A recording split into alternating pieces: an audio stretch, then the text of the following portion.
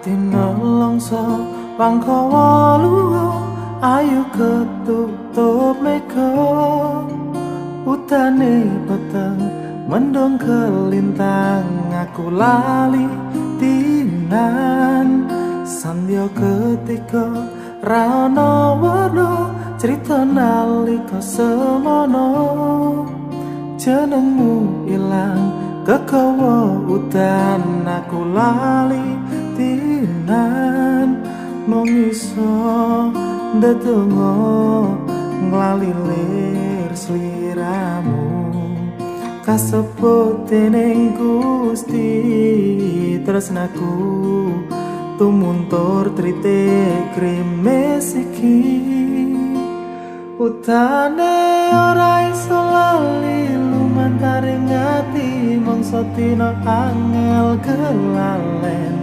muga-muga udan ulang ora balen utane ora iso lali lumantaring ati mangsa dina angel kelalen muga-muga udan ulang ora balen.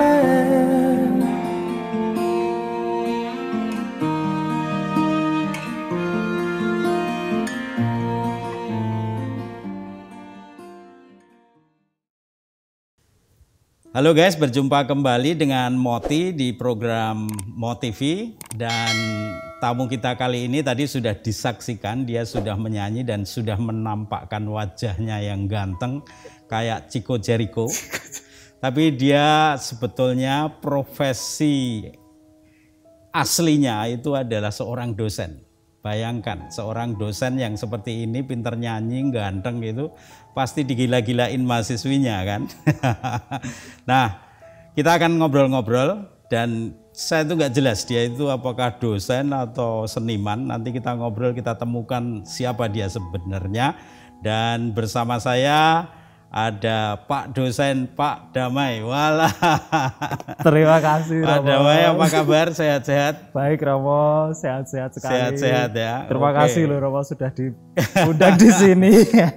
Saya mengundang Anda karena tampil di YouTube atau di medsos. Wah, ini sekarang jadi penyanyi, apakah sudah selesai jadi dosen atau apa?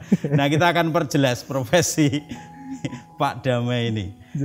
Dan Pak Damai ini dosen Universitas Sanata Dharma ya, Yogyakarta, dan sudah berapa lama sih sebetulnya jadi dosen dan bidang apa yang diajarkan untuk para mahasiswa? Oh, baik Romo. Saya 8 tahun Romo. 8 tahun, oke. Menjadi dosen 8 tahun kurang lebih. Lalu kalau ilmu saya bahasa Romo, bahasa dan sastra Indonesia, tetapi sekarang saya di home base-nya itu PGSD, Pendidikan Guru Sekolah Dasar. Maka bahasa Indonesia untuk anak-anak SD, sastra anak, membaca menulis permulaan begitu. Oke, jadi dosen bahasa ya sastra Indonesia. Tetapi sekarang ini sering muncul jadi penyanyi. Saya kaget itu. Dulu kan kita sering ketemu sebagai dosen gitu ya. Tapi sekarang nyanyi, apakah sudah selesai jadi dosennya atau ini apa? Kapan sih sebenarnya mulai menyanyi ini dan sebetulnya musik ini bagi Pak Damai ini apa? Apakah ini cita-cita yang terpendam gara-gara jadi dosen lalu mati? Atau ini pelariannya aja? Jadi dosen itu stres selalu nyanyi. Gimana? Tidak Romo, kalau saya mendeskripsikan saya dosen Romo. Bahkan saya bersikukuh itu bahwa profesi dosen ini ya akan mungkin sampai saya mati itu saya akan jadi dosen. Saya senang sekali menjadi dosen itu Romo. Lalu kalau bermusik ya memang dulu bermain yang ngeband gitulah Romo, anak-anak muda begitu Romo, sejak SMP, SMA, kuliah. Oh begitu. SMP sudah ngeband. Sudah ngeband Romo. Jadi anak band gitu. Iya Romo, bermain gitar. Tapi bapak saya itu dalang Romo. Jadi sekarang kan saya lebih ke Jawa-Jawa ini Romo, lebih ke musik-musik Jawa, itu ada pengaruh sedikit kurang lebih seperti itu Romo. Lalu momentum produksi musik itu juga unik Romo, jadi tidak disengaja sama sekali. Kalau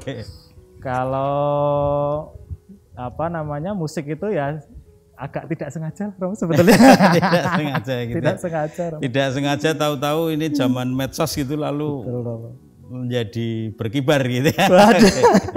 Baik, Jadi kalau ditanya nih sekarang, Pak Damai ini dosen atau seniman gitu, atau pemusik atau dalang atau penulis, kan juga nulis buku yang banyak banget ya. Iya, Dan guys, ini Pak Damai ini baru saja mendapat penghargaan dari universitasnya sebagai dosen apa istilahnya, berprestasi karena banyak menulis tahun ini. Nah ini juga nggak tahu nulisnya karena memang hobi atau karena ini masa pandemi, jadi punya waktu. Nah siapa Anda ini sebetulnya? Betul Romo.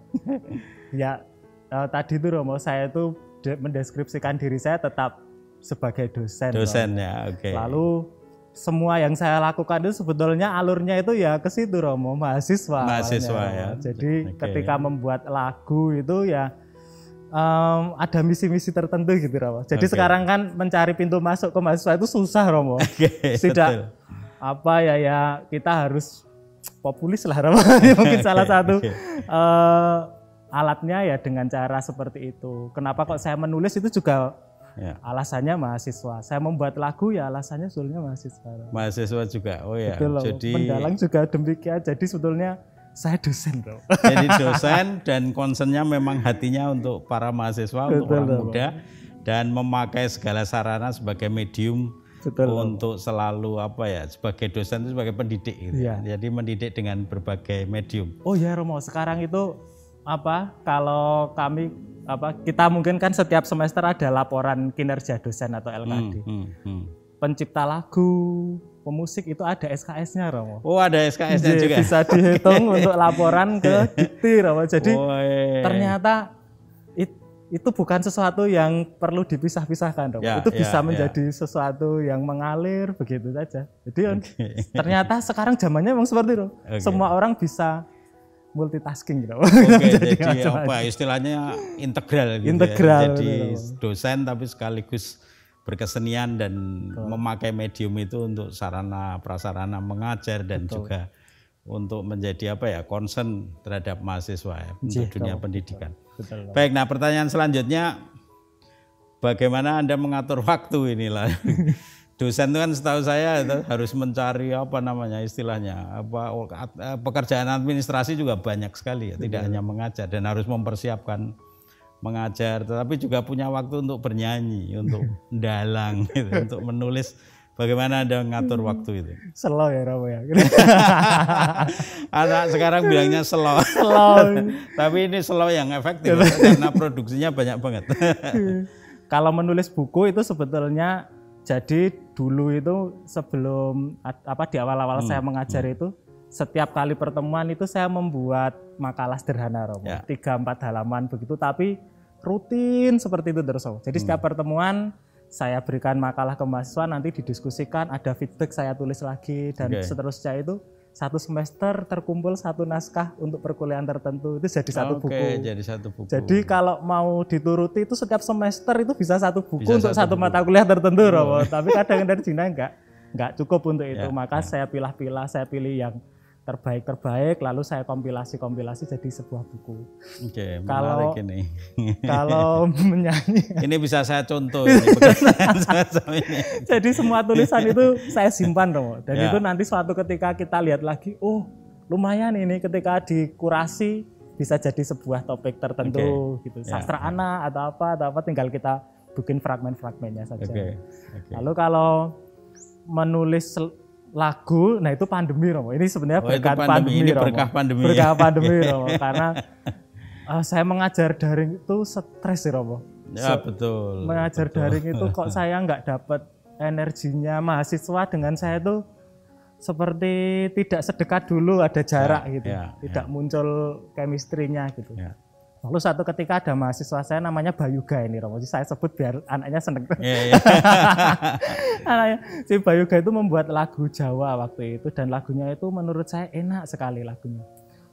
Lalu saya kayaknya kok mau juga nih membuat lagu, lalu akhirnya saya membuat lagu, saya minta Bayuga dan teman-temannya itu untuk mengaransemen musiknya, karena saya cuma bisa gitar tok Romo, yang lain Bayuga dan kawan-kawan itu saya buat 2 lagu, nama judulnya Karep Kromo dan Banyuwening Romo. Jadi itu kalau Bayuga itu anak-anak muda sekali. Kalau saya kayaknya kok gimana ya? Ya saya ingin masuk tapi ya agak sedikit ada idealismenya. Maka saya sisipi kosakata bahasa Jawa yang unik, Romo. Jadi ada bahasa Kawi, ada bahasa yang sebetulnya familiar tapi sudah jarang digunakan. Karena saya dari orang bahasa, jadi saya peka itu, Romo, dengan bahasa tertentu gitu. Maka saya masukkan di situ. Ya demi mahasiswa. Jadi itu ya ternyata tekniknya ya. Tapi ya tadi selalu saya tertarik untuk bertanya bagaimana Anda menggabungkan musik modern dengan Jawa ya, dan apakah karena ini juga tren sedang ya, misalnya fenomena Didi Kempot itu kan jelas ya dia dengan bahasa Jawanya keluar, atau lalu ada misalnya sekarang Lati itu ada sisipan-sisipan bahasa Jawa. Ya. Nah, gimana Anda meramu ini dan sebenarnya konsep apa di balik ramuan musik modern dan Jawa ini?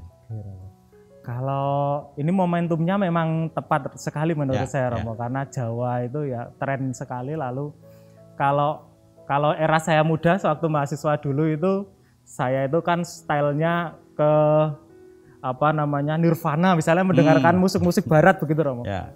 Tapi sebetulnya dalam hati kecil itu tuh di rumah saya menyanyi Didi Kempot gitu, Romo, karena setiap hari ya dengar, bapak saya juga sering dengar. Kelengkengnya bunder-bunder dan macam-macam, sampai lagu-lagu Jawa klasik, Mocopat, lalu sampai lir-lir, itu saya seneng sekali lagu yang soundnya itu enak gitu untuk saya waktu itu. Jadi dulu itu kan malu-malu, Romo.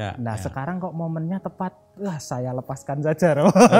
Tinggal menggali lagi yang dulu-dulu. Dulu itu saya tuh ternyata menikmati musik-musik seperti ini, tinggal saya keluarkan lagi memori-memorinya, tuangkan saja begitu, Romo. Dan teknologinya sekarang mudah, Romo, kalau membuat lagu itu sekarang gitu, itu tinggal bangun tidur, ambil gitar, lalu ada laptop, saya beli mic murah-murah itu, Romo, lalu ada audio interface atau sound card itu, tinggal record saja, lalu nanti di reverb sedikit, kok enak ya. Jadi enak itu, jadi bagus banget itu ya. Bagaimana dengan ini Pak Damai ini, apakah juga sobat ambyar gitu? Jelas, dan apa kata Anda tentang musik-musik Didi Kempot ini?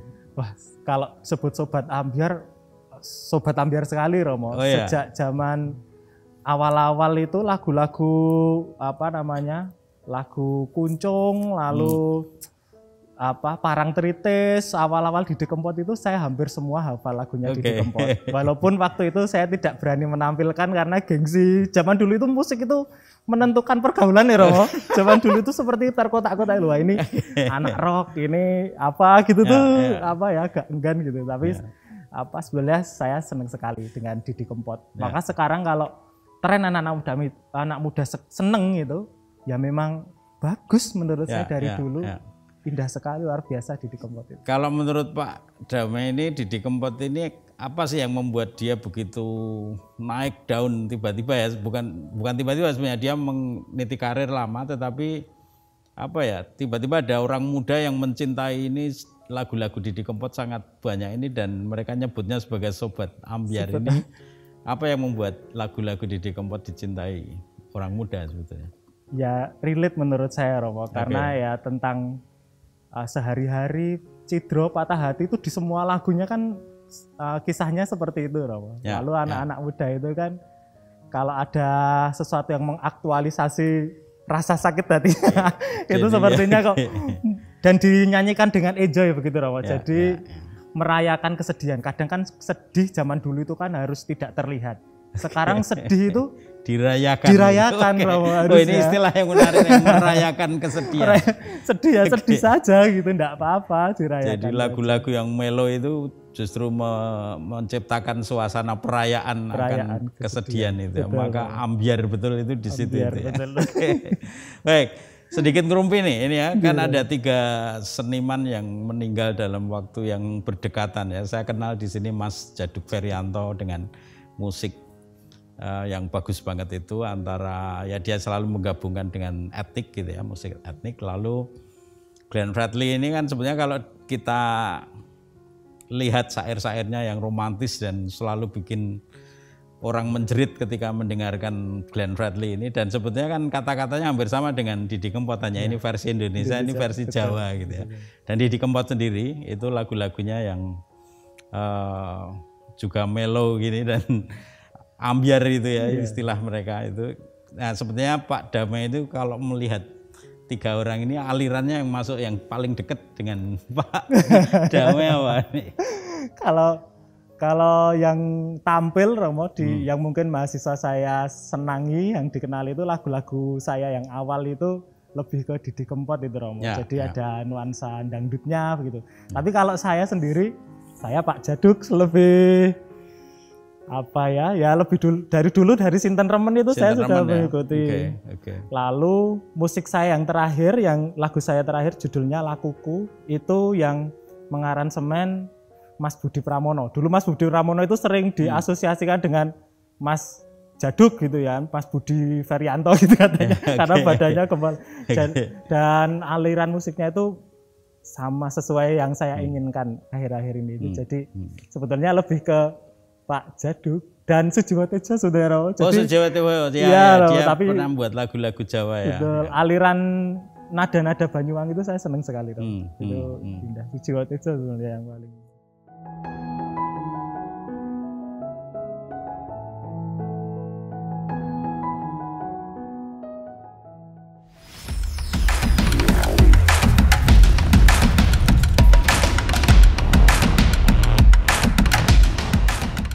Ini berarti proses kreatif yang sangat intelektual ya. Jadi dari membaca lalu jadi nada. Kan yang umum ya, yang umum kan kebanyakan dari pengalaman konkret itu ya. Sakit hati, putus cinta, lalu tiba-tiba menjadi sangat kreatif lalu menjadi nada. Tapi ini dari buku.